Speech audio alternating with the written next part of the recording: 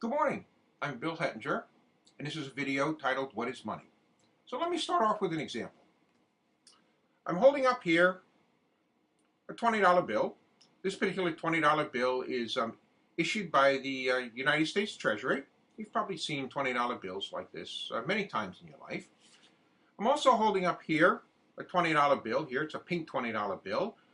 It comes from a website called freeprintablemoney.net. Now my question to you is, which would you rather have?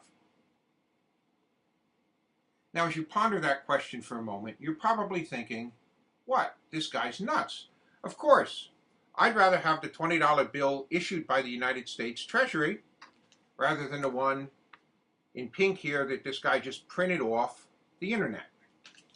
So the question is, then why would you rather have the $20 bill issued by the United States Treasury? Well, if you ponder that question for a moment, your answer is most likely something like, because it's worth something. Anybody can print money off the internet. It's not worth anything. The $20 bill by the United States Treasury is worth something. You can exchange it for something. You get it when you work. You give it back when you buy products and services. But let's take a look a little bit deeper at this $20 bill. What's it backed by?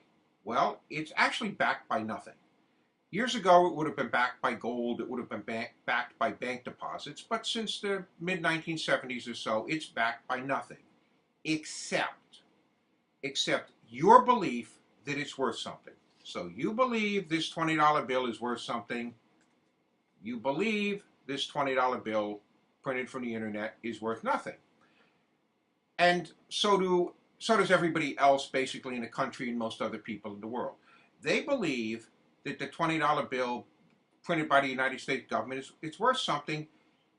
It's worth something because you can exchange it for something, because you believe it's worth something and because other people believe it's worth something. So therefore it has value if you can exchange it.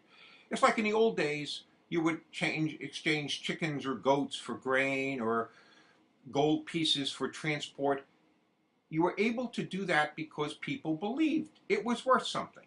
And the dollar bill, money, paper currency in today's world fulfills that function. It's a means, it facilitates exchange. Let's take a look at what money really is. Money is a store of value. You go to work. Your boss, your business, your customers pay you in money. They give you money. Then they've stored the value. You now have that money. That's a store of value for your work. You went to work today. You earned $100. Your boss gives you the $100 at the end of the day. That's the value of your work. Then you proceed to spend that worked value. You store it temporarily. He gives it to you the moment he gives it to you in a payroll department at 5 o'clock in the afternoon on Friday afternoon. Then you go spend it. Perhaps you spend it on the way home. You stop at the store. You stop at the gas station, something like that. Perhaps you save it and store that value until the end of the month, when you pay your mortgage on it. Perhaps you store that value for a long time. You take $10 of that $100 and you put it aside into a savings account for your retirement. So the role of money really is, it's a store of value. It stores the value of your labor, your goods, your services, whatever it is you're selling, whether you're selling your labor or whether you're selling products. It stores that value for exchange at a later date. That exchange can be 5 minutes later. That exchange can be at the end of the month. That exchange can be when you turn 60 years old or 70 years old. But the purpose of money is to store value from your labor today.